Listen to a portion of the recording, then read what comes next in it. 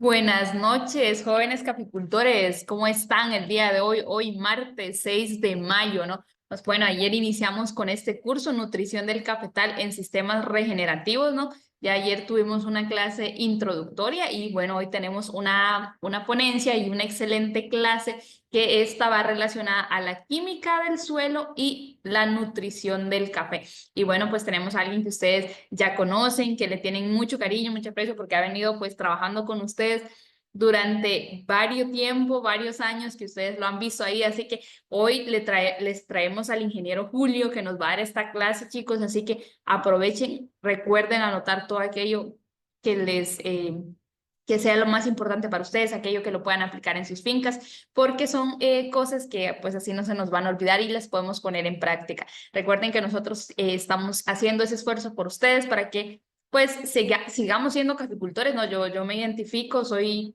de origen de mis padres, mi familia es caficultora, entonces yo también me identifico con ustedes y sé la pasión que tienen por el cultivo de café, pues algunos lo producen, otros lo comercializan, otros toman café, así que chicos, aprovechen cada una de estas sesiones que es para ustedes y recuerden invitar a sus familiares, a sus amigos, colegas, compañeros y demás miembros que están en una comunidad de caficultores, ¿no? También recordarles que es muy importante, todos los días deben llenar su asistencia, ¿no? Ahí tenemos el link de asistencia, está por clase, ustedes hacen la inscripción, pero cada día tienen que registrar su asistencia en ese mismo link. Ahí tienen, por ejemplo, la clase de hoy, química del suelo y nutrición del cafetal, así que tienen que registrar esa asistencia para que también nosotros tengamos ese control y puedan recibir su certificado. Así que chicos, yo los voy a dejar con el ingeniero Julio, que va a ser el encargado de la clase de hoy. Buenas noches y disfruten esta clase. Recuerden que ahí vamos a estar pendiente del chat, tanto en Facebook, en Telegram, en YouTube y aquí en Zoom para atender todas sus consultas. Y ahí al final de la clase, pues vamos a tener ese espacio para abordar sus dudas, sus consultas y también si tienen comentarios, recuerden que son bienvenidos. Nosotros vamos a estar ahí anuentes de cada uno y saludos especial a todos los que nos están viendo, chicos. Los dejo con el ingeniero Julio. Hola a todos. Saludos también a Rosy por esa magna presentación, ¿verdad? Qué privilegio poder estar con ustedes. Me les había ausentado hace días que no estaba en una clase y hoy pues tengo el privilegio de poder entrar de nuevo hasta sus hogares para poderles llevar una clase tan importante, ¿no? Como es nutrición del cafetal. Ustedes, algunos pues ya han venido dándole seguimiento a estos diferentes temas que se han venido dando a lo largo de los cursos de jóvenes caficultores. Pues hoy queremos tener un enfoque, como ustedes ya bien lo saben, ¿no? Nosotros hablamos, predicamos el tema de regenerativo. Necesitamos que todos vayamos viendo el sistema suelo como un sistema regenerativo. O sea, tenemos que verlo desde el enfoque regenerativo, no degenerativo. Entonces, las prácticas que jóvenes caficultores les están llevando a través de los diferentes expositores, es básicamente una forma diferente. Y me preguntarán, bueno, pero ¿tiene resultados? ¿Por qué tantos nombres? Hay personas que me preguntan por qué se habla de agricultura orgánica o por qué estamos hablando de permacultura y ahora pues de agricultura regenerativa. Bueno, porque cada una de estas son enfoques diferentes, ¿verdad? Maneras distintas de ver la agricultura. Sin embargo, tienen un fin común. Fíjense, y es cuidar el medio ambiente, ¿no? Todavía no hemos encontrado un planeta donde podamos ir a vivir. Hasta ahorita creo que la NASA encontró un exoplaneta por ahí, donde en teoría ya encontraron un tipo de gas, ¿verdad? Donde se está estimando que hay vida en ese lugar, pero está muy lejos. Así que no hay todavía los medios para poder llegar, ni siquiera para poder investigar si realmente esas señales son reales. Cuidemos el planeta, jóvenes. Necesitamos enfocarnos en hacer las cosas que van a preservar los recursos que tenemos a largo plazo. Sé que algunos no están pensando ni en hijos ni en nada de eso, ¿verdad? Pero otros sí, y obviamente a los que están jóvenes más adelante van a querer tener sus hijos, ¿no? Y van a tener sus nietos también y sus bisnietos también. Pasa, es parte del ciclo de la vida. Así que, ¿qué les van a heredar? Necesitamos heredarles nuestras tierras, un ambiente sano, un mundo limpio donde ellos puedan desarrollarse. Así que parte de ese trabajo nos corresponde, hay que aportar un grano de arena a las soluciones de este mundo en temas de medio ambiente. Listo, entonces, ok, ¿qué vamos a ver? ¿Qué es lo que vamos a ver? Para los que entran por primera vez, digamos, a ver esta clase, porque ya hemos visto la clase en otras ocasiones, en otros cursos, pero con el enfoque que le vamos a dar hoy, de repente no. Eh, Hoy vamos a ver nutrición del cultivo de café. Vamos a ver cómo se debe de nutrir una planta, qué hay detrás de esa taza de café, ¿no? Porque pues nosotros tomamos una tacita de café por ahí en Starbucks, ¿verdad? O nos vamos para Cafeteo o cualquier lado, para los que estamos aquí en San Pedro Sula, o nos vamos para McDonald's, lo que sé yo. Y qué rica queda taza de café, pero ¿qué hay detrás de esa taza de café? Y ese trabajo que cada uno de ustedes como caficultores desarrolla en el campo es lo que al final termina dándole ese sabor, ¿verdad? Esa condición organoléptica a esa taza de café. Ahora, la parte nutricional es muy importante porque una planta necesita de todo ese medio para desarrollarse, al igual que usted, tiene que comer, ¿no? La boca de la planta es la raíz. Hay gente que me dice que las hojas, sí, tienen dos bocas, tiene en las hojas y en la raíz. Sin embargo, las hojas son para intercambio gaseoso, mientras que la raíz es para alimentarse. El ambiente donde se desarrolla la planta es un ambiente que debe estar en condiciones favorables para que ella pueda comer. Ninguno de ustedes se va a sentar a una mesa donde esté todo sucio, ¿verdad? Y la comida maloliente, o de repente por ahí, pues, una comida que usted no le gusta, ¿no? Y mientras que la planta, de repente pensamos que sí, que si le ponemos el montón de urea alrededor de la planta ya está satisfecha y no necesariamente. La planta también quiere comer algo variado, ¿verdad? Su pedacito de carne por ahí, uno su pedacito de guineo, su pedacito, un poquito de frijoles, de arroz, espaguete. Así como usted, imagínese usted en una mesa, ¿cómo le gustaría? ¿Solo el plato de arroz por allá blanco, sin sal? ¿O quiere eh, un plato variado, donde usted pueda tener comida buffet? Lo mismo la planta, para desarrollar esos granos maravillosos que ven ahí, ¿verdad? Esos granitos rojitos, bien redonditos, grandes, con bastante mucílago, ¿verdad? Un grano que esté sólido nutricionalmente. Así que la clase de hoy nos va a permitir entrar en ese tipo de desarrollo fisiológico de la planta, donde ustedes puedan comprender qué necesita la planta para producir sano y que pueda producir algo palatable. Objetivos. ¿Qué objetivos tenemos en la clase el día de hoy? Bueno, primero, vamos a definir algunos conceptos importantes de la química del suelo y su relación con la fisiología de la planta. No, tal vez no vamos a entrar a tanto detalle, ¿verdad? No, es que, no crea que vamos a estar hablando acá del proceso de la fotosíntesis y el lado oscuro. No, vamos a sintetizar, vamos a tratar de simplificarlo también para evitar caer en mucho tecnicismo. Ocupamos que sea una información práctica. Y número dos, conocer la nutrición del cultivo de café en base a las 4R. Entonces, más adelante van a ir viendo, ¿verdad? Detalle y a lo largo del curso también, porque les voy a decir, traemos unos invitados por ahí, son un espectáculo en pedagogía y les va a gustar la clase porque ya vimos la temática, ya vimos también la información y para aquellos que aman la agricultura y aman el tema de suelo van a salir contentos con todo lo que se les va a estar presentando, ¿verdad? Bueno, ya partiendo de esta introducción, amárrense bien, abróchense bien los cinturones por ahí, ¿verdad? Si tiene su tacita de café, su vasito con agua por ahí o su fresquito, pues relájense y comencemos con la clase. Vamos a empezar de menos a más. Factores que afectan la producción. Hay muchos factores que afectan la producción, pero el factor principal es usted. Debemos manejar bien la planta para que no tenga gasto de energía y produzca más. Cuando nosotros subimos una cuesta, ¿verdad? Supongamos que estamos en una pendiente muy inclinada, queremos subirla. ¿Qué pasa cuando estamos a media pendiente? Estamos, como dicen por ahí vulgarmente, con la lengua de afuera. Estamos cansados y estamos con un exceso de respiración. Esto, en cierto modo, es gasto de energía.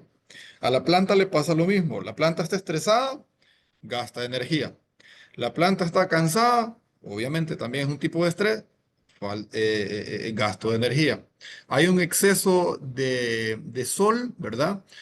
Hay plantas que no les afecta. Por ejemplo, las plantas como el maíz necesitan un poco más de energía lumínica, de oferta lumínica, pero en el caso del café, que es una planta, para aquellos que pues, han sido acuciosos con el tema agronómico, ¿verdad? Saben que son una planta tipo C3, ¿no? Que son menos eficientes en la transformación del carbono. Entonces, es una planta que, en pocas palabras, no necesita tanta oferta lumínica, sino que con la cantidad de radiación que se le oferta, con un 40% de sombra, la planta trabaja muy bien, porque es de un tipo de fotosíntesis más lenta.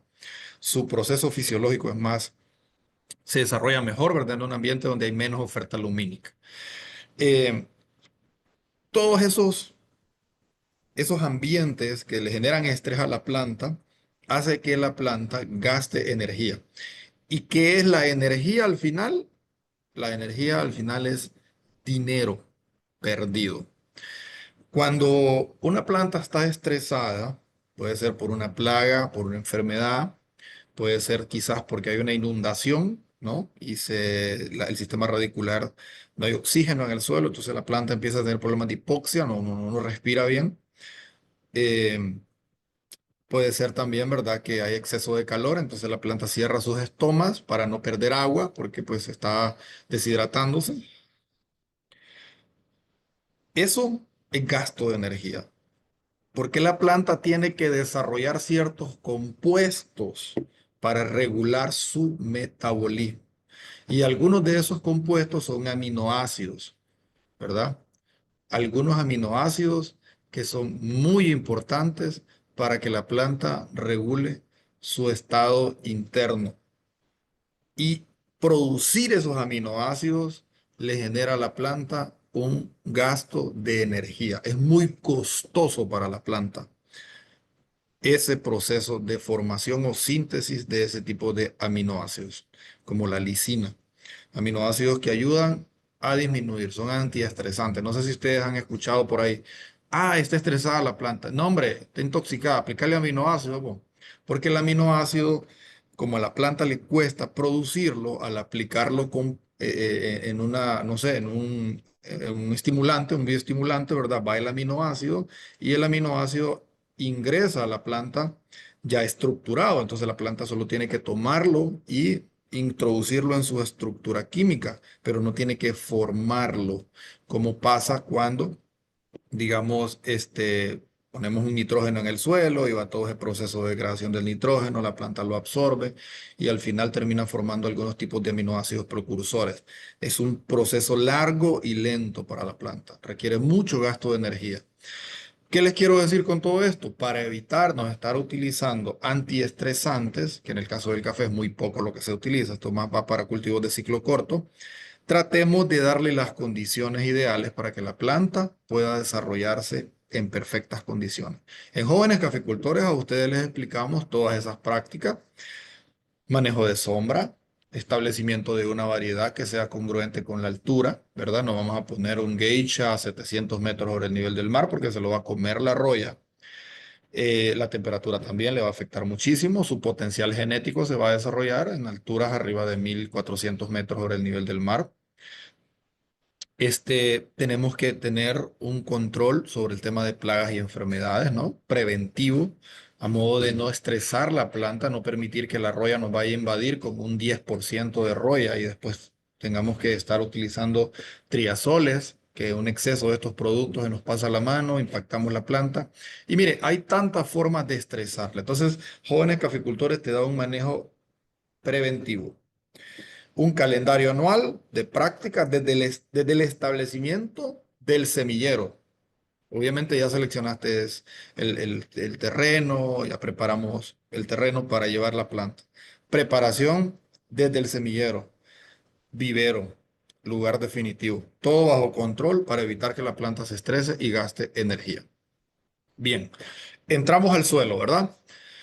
En el mundo ideal, esta debería ser la composición del suelo, ¿verdad? Una imagen extraída también del manual para una caficultura sostenible del ICAFE. Material mineral 45%, materia orgánica un 5% o más, agua 25%, aire 25%. ¿Podemos lograrlo? Eh, por lo menos en materia orgánica creo que sí. Hay algo importante acá. Nosotros no podemos cambiar la textura de un suelo, pero sí podemos trabajar la estructura de un suelo. Recordemos lo que mencionaba ayer la ingeniera Rosy Rodesno, ¿no? Sobre las partículas del suelo, arena, limo y arcilla, ¿verdad? Que van a formar de alguna manera la textura del suelo. Ya la estructura es la forma en que estas partículas están distribuidas en el sistema suelo y ahí forman una estructura. Podemos trabajar fuertemente sobre el tema de la materia orgánica, que la materia orgánica a los suelos muy arcillosos los, los separa un poco, los oxigena, porque el tema que hay están tan unidas, ese suelo es tan compacto, tan pesado, ¿no? Que necesita un compuesto que le ayude a tener un poco más de aireación. La materia orgánica tiene esa facilidad a las partículas que están muy, en suelos muy pesados, a las partículas las logra separar un poco, mientras que en los suelos que son arenosos, donde hay baja capacidad de intercambio catiónico y está el efecto contrario, entonces une esas partículas y mejora muchísimo. Ahí van a ver más adelante el beneficio de la materia orgánica en el suelo, ¿no? Pero solo para darles un feedback, retención de humedad, capacidad buffer del suelo, capacidad de intercambio catiónico. Bueno, la materia orgánica es una maravilla. ¿Y dónde la tengo la materia orgánica, ingeniero Julio? ¿Cómo puedo incrementar esa materia orgánica? Fácil, la tiene en la pulpa de café. Solamente tiene que despulpar ese café, procesar esa pulpa y llévelo al suelo. Y va a ver usted cómo se mejora. Formación del suelo. Vamos desde la pedogénesis del suelo, el inicio del suelo, ¿verdad? Material mineral. Son pequeños fragmentos de roca y minerales de varias clases. Material orgánico, residuos vegetales o animales, ¿verdad? Total o parcialmente descompuesto por la actividad de los microorganismos. Y es la mayor fuente de azufre, fósforo y la única fuente de nitrógeno. La materia orgánica es la única fuente de nitrógeno. ¿Por qué razón? Bueno, precisamente porque la materia orgánica nos está brindando aquellos compuestos proteicos que se han degradado. La proteína, que fue formada por aminoácidos, los aminoácidos tienen grupos aminos y esto hace que el nitrógeno, ¿verdad? Se vaya descomponiendo, perdón, ¿verdad? Y vaya quedando en estado de un nitrato, un nitrito, que al final la planta lo va a absorber y la planta lo va a utilizar más que todo como una fuente de nitrato. Muchas veces también algunas plantas toman lo que es nitrógeno amoniacal, pero la forma del nitrógeno en que la planta absorbe mayor cantidad de nitrógeno, ¿verdad? Es en forma de nitrato o NO3. Pero el proceso de degradación es lento. Ahí intervienen tantas condiciones químicas, físicas y biológicas, ¿no? Interviene muchísimo lo que son las nitrosomonas, nitrobacter y todos estos tipos de este tipo de compuestos biológicos, o mejor dicho, eh, de entes biológicos, ¿no? Bacterias, hongos, intervienen en la degradación de todo este material orgánico hasta llevarlo a un estado de nitrato para que la planta pueda tomarlo. Y luego la planta lo reinvierte pasa de nitrato a nitrito nuevamente y así hasta que forma algunos compuestos aminoácidos, como les venía mencionando, ¿verdad?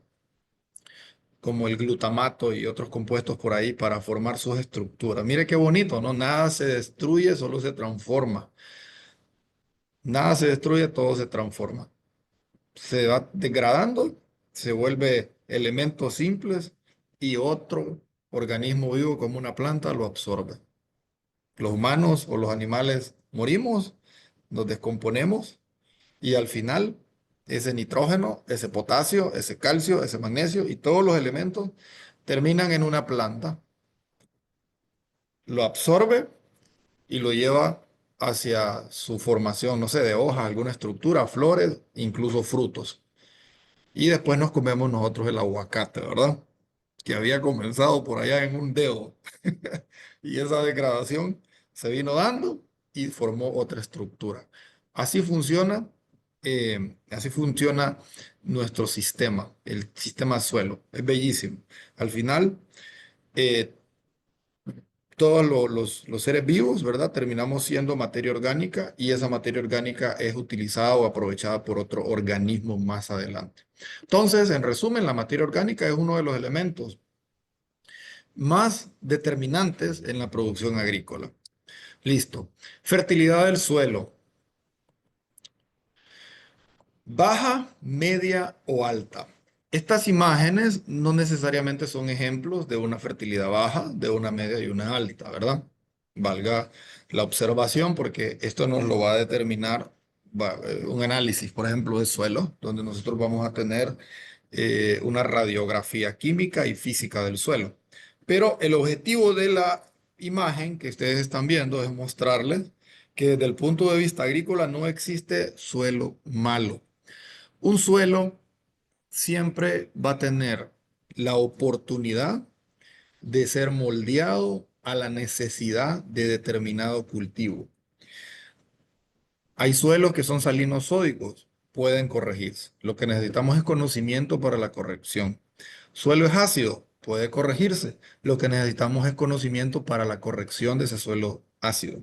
Suelo con bajo contenido de materia orgánica puede corregirse. Lo que necesitamos es el conocimiento para poder corregirlo. Suelo con pobre biología, también podemos corregirlo, acondicionarlo para que se desarrolle. Ustedes observan por acá, podemos encontrar lombrices. Pues la lombriz, aparte de, es un organismo que también permite visualizar, o sea, visualmente nosotros podemos ver eh, si un suelo está sano, saludable, ¿no? Hay otros organismos que me permiten, por lo menos en la parte superficial del suelo, que son los microorganismos de montaña, cuando ustedes llegan, levantan hojitas que han caído, ¿verdad? En la finca, llegan a la finca, levantan las hojitas y ustedes pueden ver como un polvillo, muchas veces blanquecino, unos arquetipos así que se forman, como unas redes, esos son hongos que van formando colonias. Y eso es un sinónimo de un suelo sano. Suelos donde aplicamos exceso de agroquímicos, difícilmente vamos a encontrar este tipo de organismos. Y es importante que los cuidemos porque la planta de café en específico tiene una relación muy, muy estrecha con los microorganismos. No sé si ustedes lo sabían.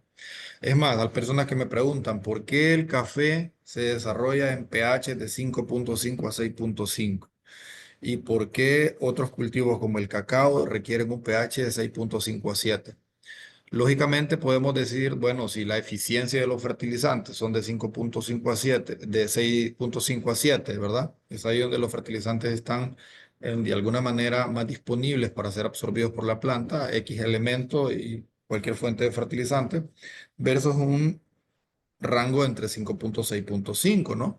Donde podemos decir, bueno, ahí la franjita, ya van a ver ustedes la gráfica de pH.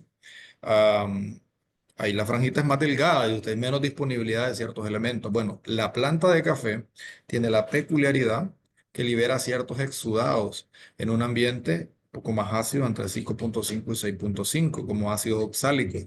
Ella acondiciona todo el ambiente alrededor de la rizósfera, permitiendo una simbiosis, un equilibrio entre los microorganismos que están ahí. Ustedes, en ese ambiente, si ustedes mandaran a hacer un análisis microbiológico, ustedes encontrarían unidades formadoras de colonias de Bacillus subtilis, de Trichoderma, Bacillus amyloliquefaciens, de todo tipo de organismos, ¿verdad?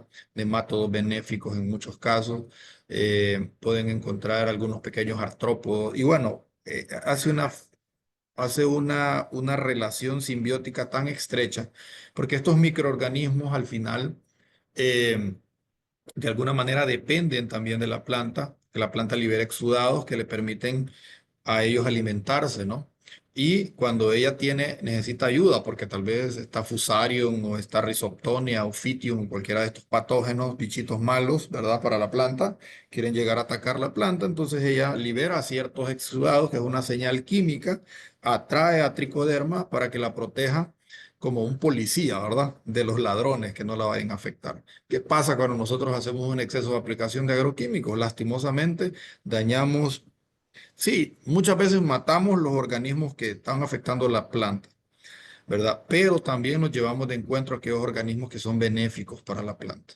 Y hay muchos organismos patógenos como el Fusarium que se adaptan muy bien, muchachos, a condiciones en las que otros organismos benéficos no se pueden adaptar y la planta pues al final está expuesta porque se recuperan más rápido estos organismos patógenos y terminan dañando la planta. Yo les dejo esto como reflexión. No existe suelo malo, existimos malos agrónomos que de repente no sabemos manejar el suelo. Cuidemos nuestro suelo, es un patrimonio. Bien, vamos a ir avanzando. ¿Cómo se alimenta la planta? Con una sopa de lo que nosotros le damos al suelo. Si ustedes pueden ver acá tenemos un sistema radicular, pelos radiculares. Los pelos radiculares son la base de la absorción de nutrientes. Si no hay estos vellitos, entonces la planta no puede comer. Pueden haber raíces muy elongadas, pero necesitamos pelos radiculares para que la planta pueda hacer su trabajo. Aquí tenemos una raíz también, es un dibujo, pero no quiero detenerme a ver detalles aquí de cómo funcionan los mecanismos de absorción, pero para que ustedes vean, la planta tiene diferentes maneras de absorber los nutrientes. Por difusión, por flujo de masa o por intercepción radicular, son las tres formas. Los elementos pueden entrar por cualquiera de los tres, unos más por un modo de ingreso en mayor concentración, por un modo de ingreso que otros, por ejemplo, el fósforo por intersección radicular, ¿no? Es un elemento que la planta tiene que tocarlo en el suelo para poder absorberlo, ¿verdad? Mientras que hay otros elementos que se mueven más rápido por difusión, es decir, la planta baja su presión osmótica interna y el medio de la solución del suelo tendría en este caso una presión osmótica más elevada y en vez de salir de la planta, el agua ingresa. O sea, si ustedes colocan una gota de agua en una mesa o no sé, en un plato, ustedes van a ver que el agua siempre va a irse moviendo de un menor potencial hídrico, de un mayor potencial hídrico, perdón, a un menor potencial hídrico. O sea, es decir, de mayor cantidad de agua a menor cantidad de agua, porque busca estados mínimos de energía. Eso hace el agua. Entonces, lo que hace la planta es que baja la presión osmótica interna y por difusión ingresan estos, estos nutrientes. Pero hay otro mecanismo también, ¿no? Que es por intersección radicular. Fósforo, por ejemplo, la planta lo toca y lo toma. Existen otros mecanismos como flujo de masa. Y en flujo de masa, ¿qué es lo que pasa? Tenemos en la parte aérea de la planta, ¿verdad? Una baja humedad relativa. Como el agua busca estados mínimos de energía, va subiendo y a través de el xilema va subiendo, subiendo, subiendo, porque el agua tiene una alta cohesión y adhesión, ¿no? Y sus partículas son bien unidas, entonces forma como un cordón. Y ahí en ese cordón de agua que va a salir hasta la estoma de la hoja y llega hasta el medio ambiente, entonces van subiendo esos nutrientes y se van distribuyendo por el floema, donde la planta los va a estar utilizando. Y eso se explica en esta imagen acá. El vapor de agua difunde hacia el exterior del estómago. En la 7, el agua se mueve por ósmosis hacia el interior. Va subiendo, subiendo, subiendo, subiendo, subiendo a través del xilema. Y luego se va redistribuyendo. Sale por el estómago. ¿Qué sucede si yo no tengo sombra y está esta planta expuesta a pleno sol y la temperatura está a 35 grados centígrados? ¿Usted cree que la planta va a permanecer con los estomas abiertos? No, la planta cierra los estomas porque no quiere perder agua. Y entonces ahí entra en algo que se llama catabolismo. Comienza a utilizar sus propios carbohidratos, lo que tanto les costó a usted invirtió en fertilizante, invirtió en plaguicida, todo eso que a usted le costó muchísimo para que la planta pudiera desarrollarlo, que esos carbohidratos, es la fábrica, en la hoja hay una fábrica que forma carbohidratos a través de la fotosíntesis, van al grano y el grano para usted es pisto. Pero si la planta está estresada porque hay un exceso de sol y a don Pedro no se le ocurrió poner sombra, sino que tiene su plantación a pleno sol, la plantita no tiene de otra más que cerrar los estomas y empieza, disminuye el proceso de formación de carbohidratos y comienza a utilizar los carbohidratos que tiene de reserva. Por lo tanto, la planta no va. ¿Usted cree que la planta piensa en usted? No, hombre, olvídese, la planta piensa en ella. Ella que quiere sobrevivir. Ella utiliza los carbohidratos para sobrevivir. Ella no está pensando en formarle grano a usted. Ahora, si usted le tiene todo arregladito, acondicionado, olvídese que esa planta le va a producir a usted más de 25 quintales por oro por manzana. Pero necesitamos tener las condiciones donde ella se desarrolle bien. Entonces, quiero que con esta imagen les quede claro, si tenemos la planta bajo estrés, no hay sombra y hay a pleno sol, temperaturas muy elevadas, la planta cierra sus estomas y este proceso de absorción de nutrientes no se da, se detiene y entonces estos nutrientes que están acá no suben a la planta para ser transformados en granos de café, o tomate, o chile, o lo que ustedes quieran. Esto pasa en todo. Se llama DPV, déficit de presión de vapor.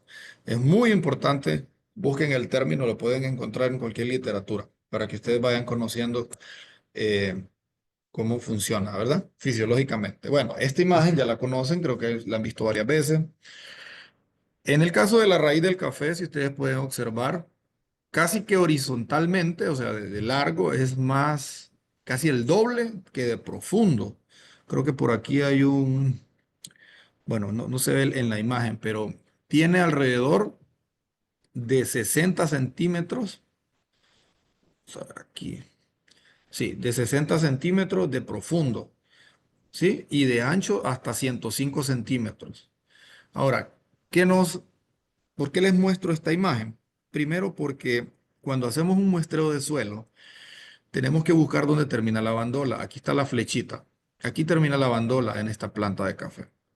En este lugar se encuentra la zona de mayor absorción de nutrientes. Si ustedes observan, desde la base del suelo hasta hacia abajo, los primeros 30 centímetros, tenemos alrededor del el 90% de las raíces totales en esta área y el 86% de las raíces absorbentes. O sea, la zona pilífera está en esta área donde tenemos una mayor cantidad de pelos radiculares y permite una mayor absorción de nutrientes. Fertilizamos aquí en esta área.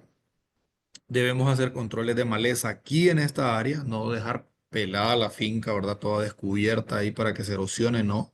La finca debe tener cobertura de suelo, cobertura viva, pero el área de el comal, aquí, ¿verdad? El área de fertilización debe estar limpia. Control de maleza, bien fertilizadito, bien manejado para que la planta pueda comer. El análisis de suelo se hace aquí para saber cómo está la boca. Si usted lo hace acá, el análisis se lo hizo en el pie y no, bueno, el equivalente a la planta sería el análisis se lo hizo en el ombligo, no se lo hizo en la boca.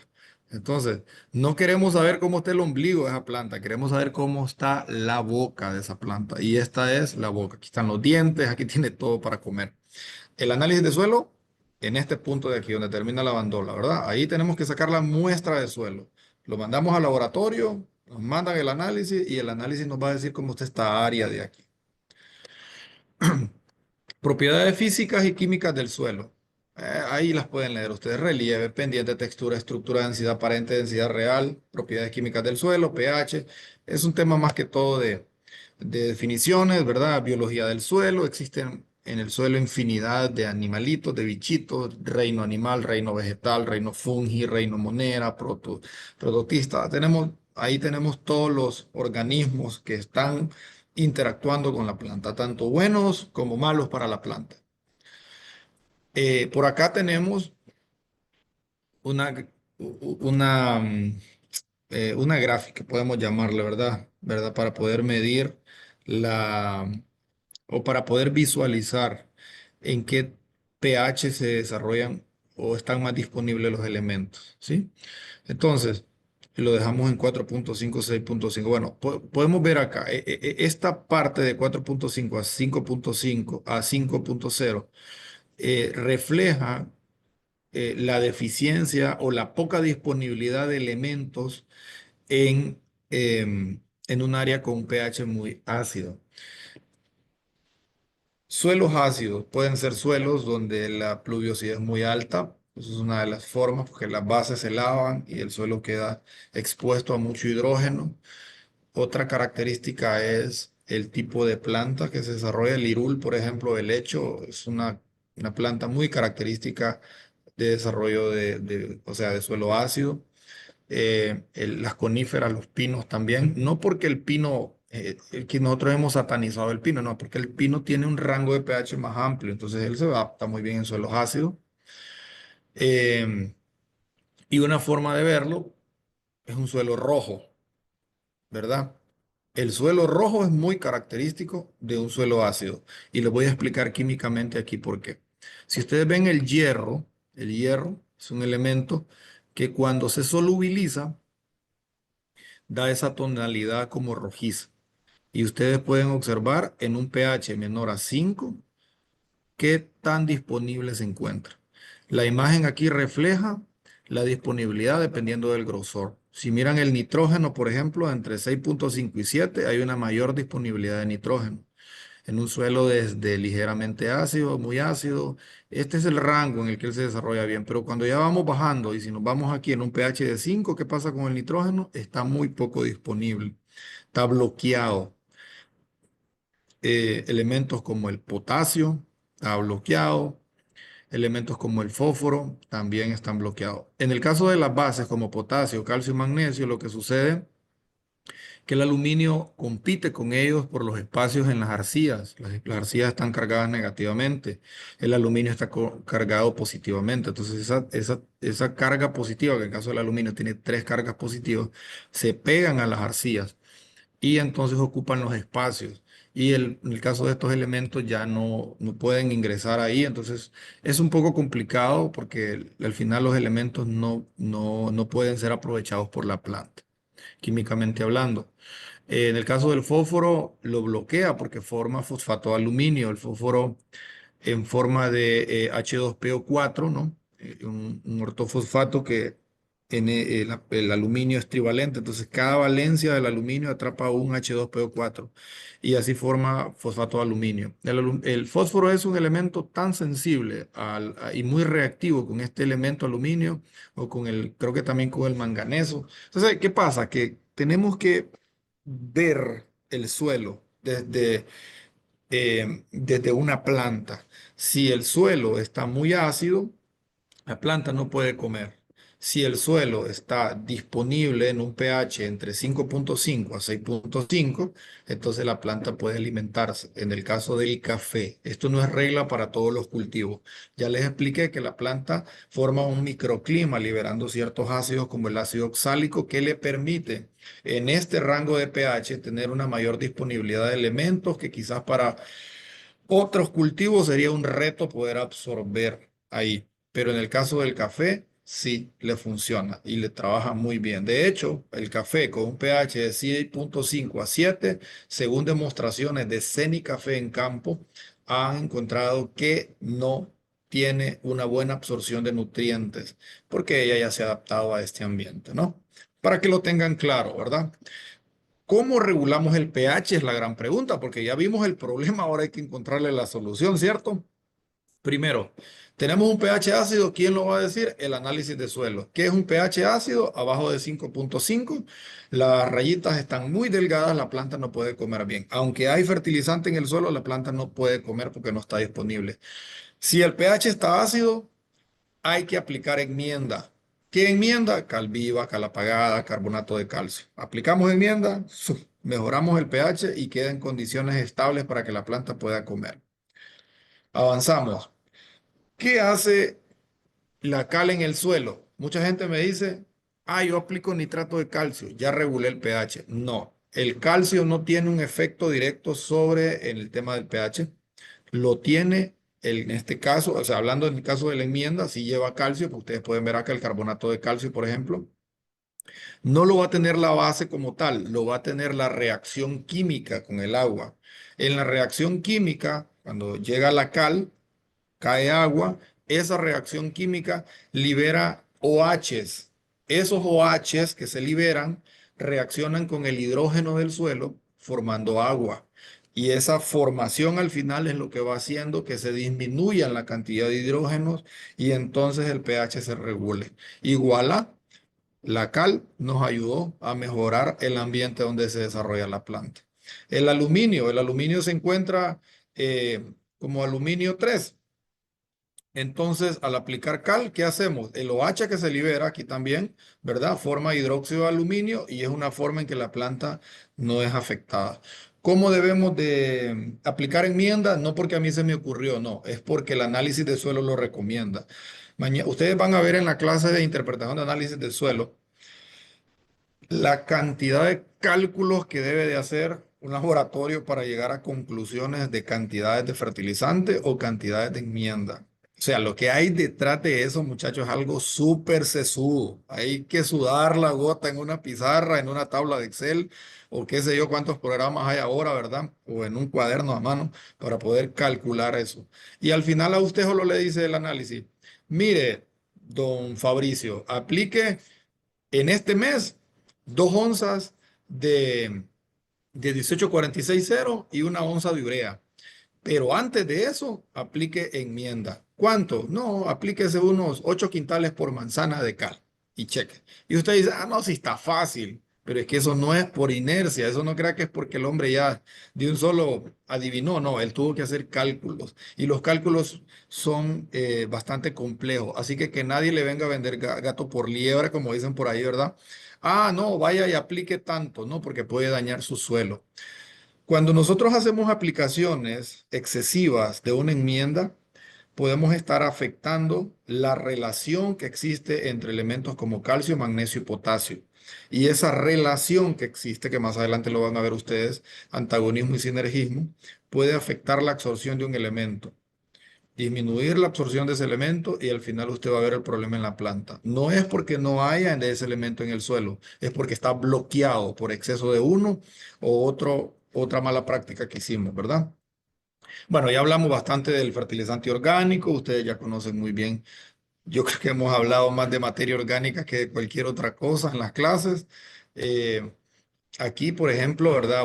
Yo les venía diciendo al inicio, la materia orgánica tiene un efecto directo sobre la capacidad de intercambio catiónico. ¿Se acuerdan que les hablaba que las arcillas del suelo tienen cargas negativas? Mire cómo se pegan aquí los potasios, magnesios, el nitrógeno de forma ammoniacal, NH4. Pero ¿qué pasa cuando el pH está ácido? Todas estas cargas negativas están ¿cómo se llama la palabra? Conectadas con el aluminio, porque el aluminio es carga positiva y la carga negativa la atrae. Entonces se atrapa esa carga y el potasio ya no tiene dónde meterse, el magnesio tampoco, el calcio tampoco, entonces ya no hay disponibilidad para ellos. Entonces, digamos que de alguna manera la planta ya no los puede aprovechar, ¿verdad? Franco arenoso, franco arcilloso. ¿Qué demuestra aquí? Básicamente que un suelo arenoso tiene baja capacidad de intercambio catiónico, mientras que un suelo arcilloso tiene mayor capacidad de intercambio catiónico. Aquí podemos verlo ya con una imagen más adaptada. Cuando tenemos un suelo con baja cantidad de materia orgánica, asumamos que la materia orgánica son estos coloides que están acá, miren, aquí en medio, dice coloide. Contamos el número de elementos que se encuentran en cada uno de estos coloides. Uno, 2, 3, 4, 5, 6. Primero vean la planta. ¿Qué planta está más desarrollada? ¿Esta planta o esta? Sistema radicular más pobre, más abundante. Entonces, aquí podemos mirar mayor pérdida de nutrientes. Aquí podemos mirar menos pérdida de nutrientes.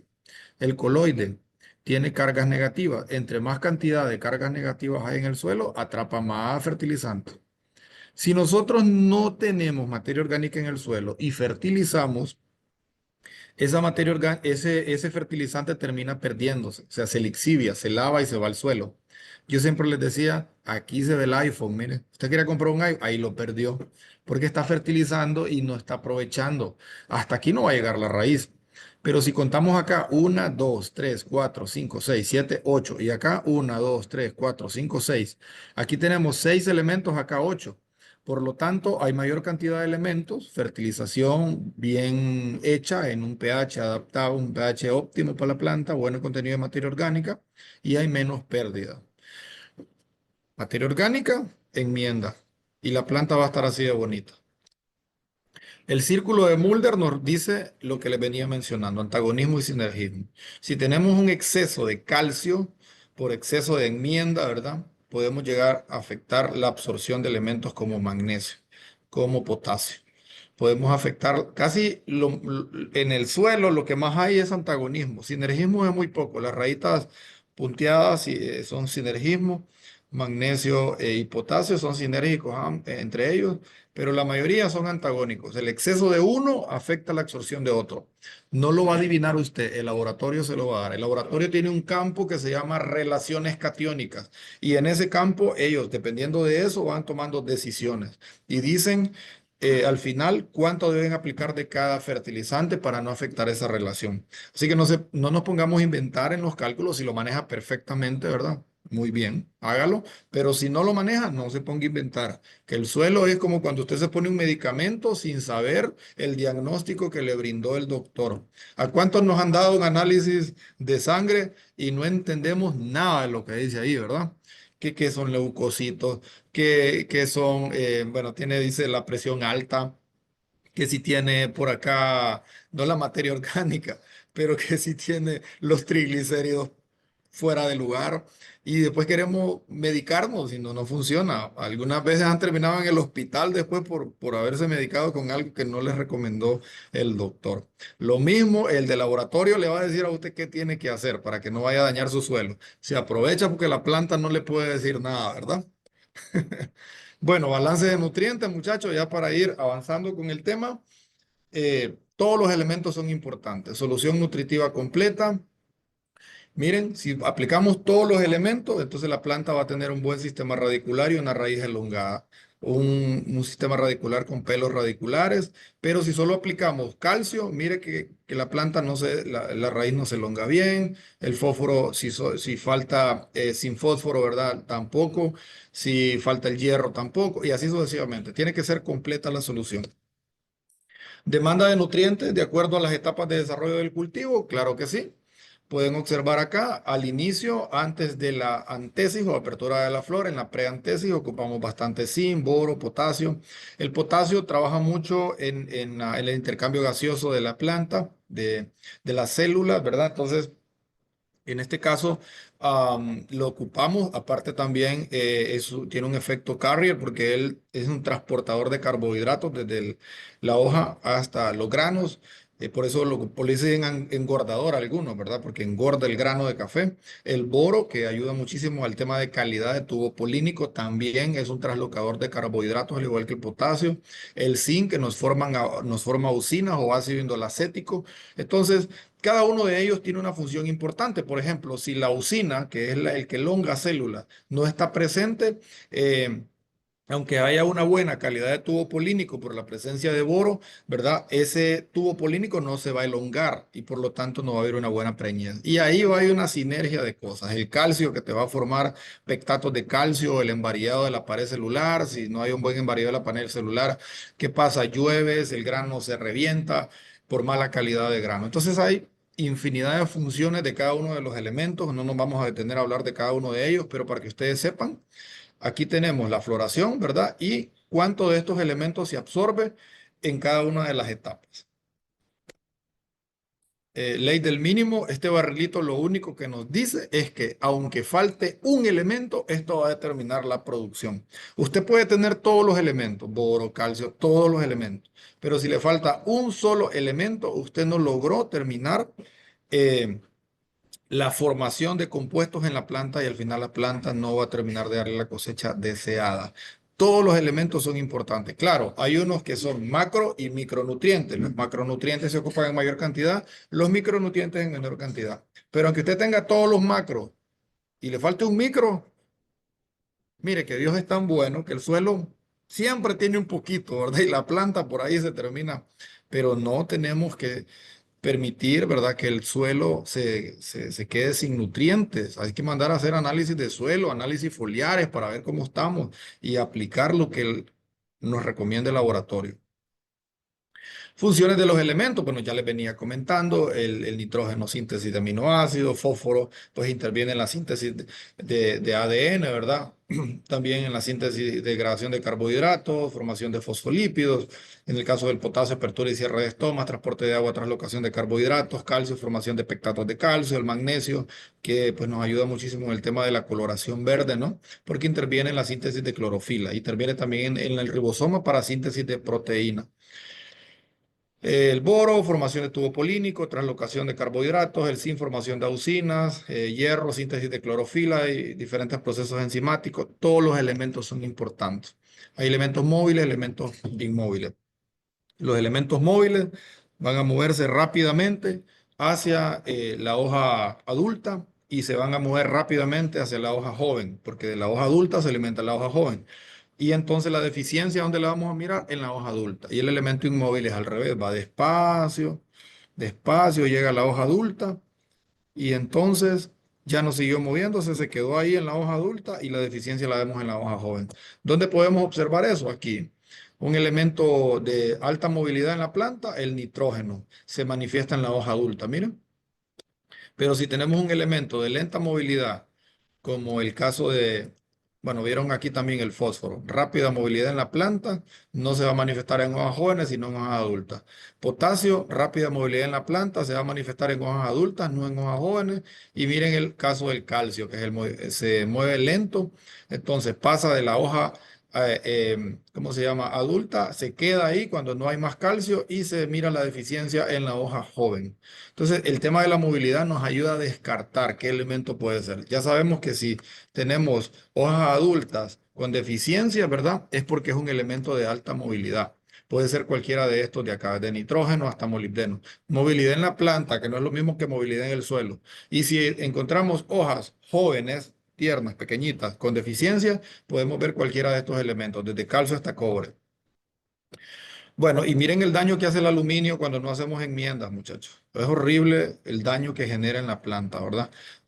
Se genera células binucleadas, quemadura del sistema radicular, antagonismo. El aluminio es el menos deseado, ¿verdad? El aluminio es como esos familiares que llegan y uno no los quiere ver porque lo traumaron desde pequeño porque solo regañando lo pasaban y llegan a regañarlo otra vez ya de adulto.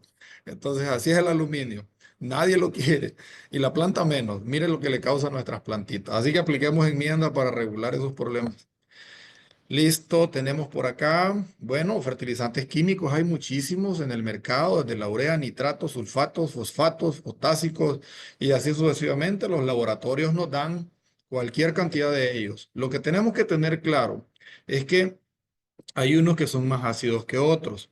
Es importante que ustedes a los laboratorios les pregunten bueno, según el análisis de suelo, ¿qué recomienda? ¿Qué tipo de fertilizante? Si ustedes observan el nivel, el equivalente de acidez y basicidad, en equivalencia de basicidad y acidez, la urea es superior al nitrato de amonio.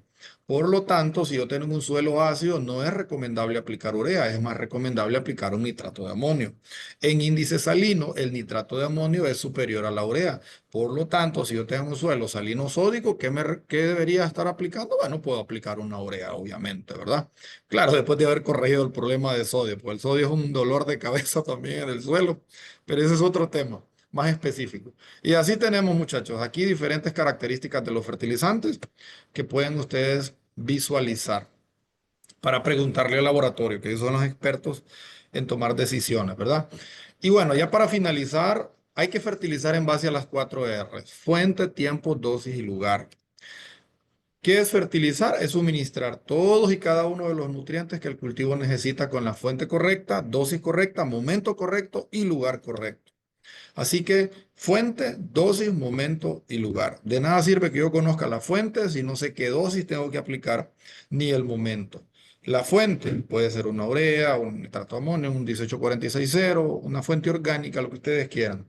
La dosis, hay que saber la dosis para evitar problemas de antagonismo, para evitar sobrefertilizaciones o aplicar menos de lo que deberíamos aplicar, ¿verdad? El momento tiene que ser cuando llueva. En Honduras existe, las lluvias son bimodales, o sea, tenemos dos picos de lluvia, ¿no? En la primavera y postrera, mayo y septiembre. Tradicionalmente, porque no tenemos riego en nuestros cultivos de café, se recomienda hacer la aplicación en la temporada de mayo y luego en la temporada de septiembre. La dosis de fertilizante del año la pueden hacer ahí. Si ustedes tienen la oportunidad de tener lluvias en medio, porque hay personas que en junio llueve, partan la fertilización en tres partes y apliquen uno, dos, tres. Y así ustedes van a estar cubriendo. Para aquellos que tienen riego o pueden aplicarlo mensualmente, mejor. Cada gota de agua debería llevar fertilizante, pero bueno, nuestras condiciones no nos dan la oportunidad, lastimosamente. Entonces ese es el momento y en el tema del lugar donde termina la bandola, ahí debemos de fertilizar. Ese es el área para fertilizar. Bueno, resumen de lo aprendido hoy, la clase aborda la química del suelo y su importancia para el cultivo de café. Se aprendió a identificar las deficiencias de nutrientes en la planta a través de sus síntomas visibles. Esperemos que sí. Se explicó cómo varía la demanda de nutrientes en las diferentes etapas de desarrollo del cafeto y aprendimos sobre los nutrientes más y menos móviles en la planta. Creo que hablé más de los nutrientes, la movilidad en la planta que en el suelo, ¿verdad? Pero ahí está. Gracias por su atención.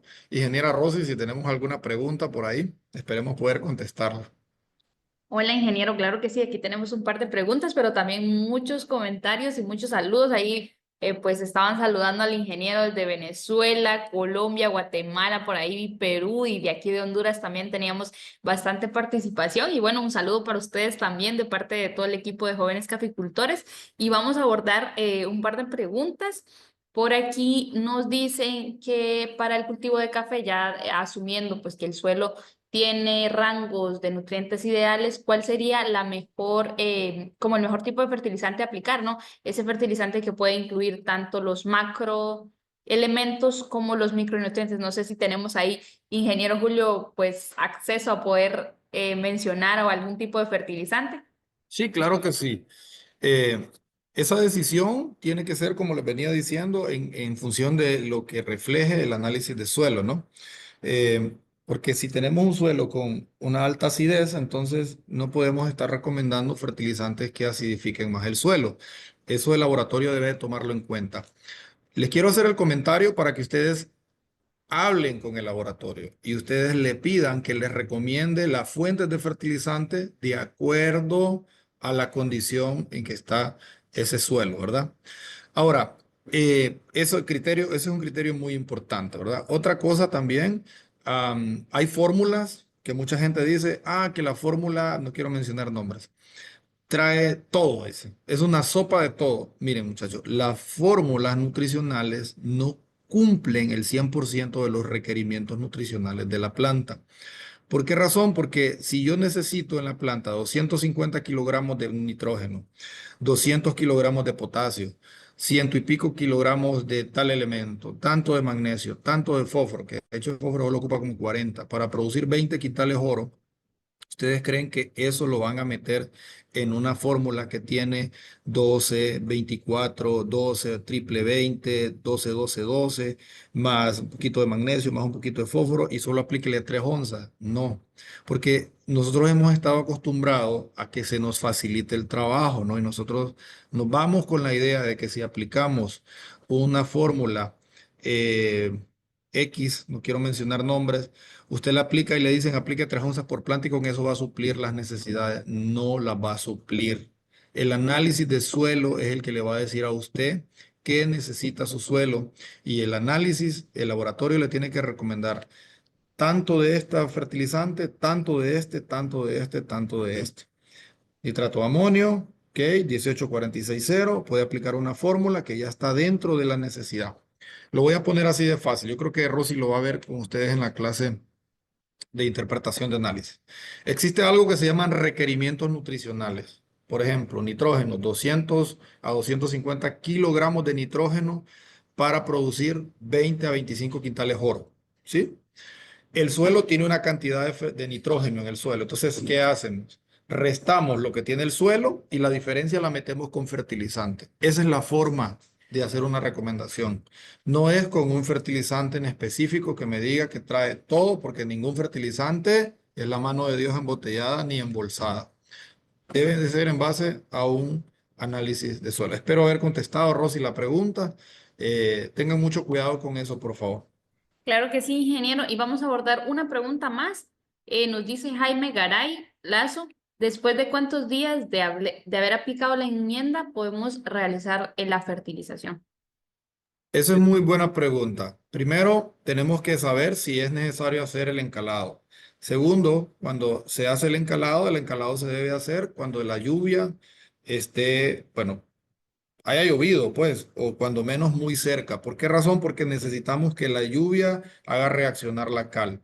Una vez que la lluvia hace reaccionar la cal, según mi experiencia personal, ¿verdad? Usted puede estar fertilizando 10 días después, 15 días después, donde ya ha venido una reacción gradual de parte de la enmienda sobre ese suelo. Y entonces el suelo ya está más disponible para, digamos, acondicionado para recibir el fertilizante y la planta para poder comerlo.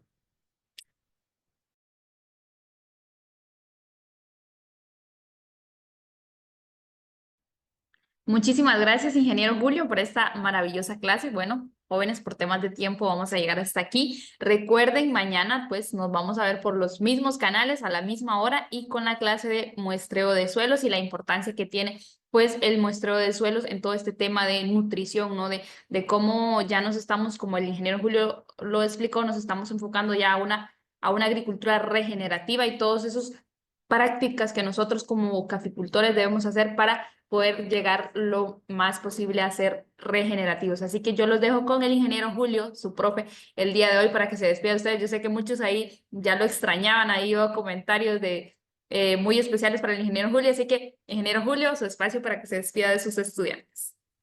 Muchas gracias, Rosy, también, ¿verdad? Y a ustedes, muchachos, por permitirnos entrar. Siempre llamen gente, ¿verdad? Más jóvenes en sus redes sociales, compartan, pueden entrar a nuestras páginas en Facebook, en YouTube. eh, bueno, para que sigamos siendo más, la comunidad de jóvenes caficultores cada vez vaya creciendo más. Aquí vamos a seguir aprendiendo. Nosotros pasamos estudiando también, no crean que no lo sabemos todo. Ustedes aprendan lo que está a la mano, ¿verdad? Y algunas cosas es gradual. El conocimiento es gradual y es una construcción. Hay que seguir estudiando, aprendiendo y vamos a seguir empoderándonos cada vez más de la caficultura hondureña y latinoamericana, ¿verdad? Porque aquí ahora jóvenes caficultores vamos internacionales. Gusto estar con ustedes. Gracias por el apoyo. Rosy, gracias por la moderación, ¿verdad? Y estamos en comunicación siempre porque los chavos siempre están preguntándonos, ahí mire esto, el otro. Ahorita estamos para ustedes hasta que cerremos el curso, ¿verdad? Ya saben que pueden preguntarnos a cualquier hora. Así es, chicos. Bueno, buenas noches. Nos vemos pronto.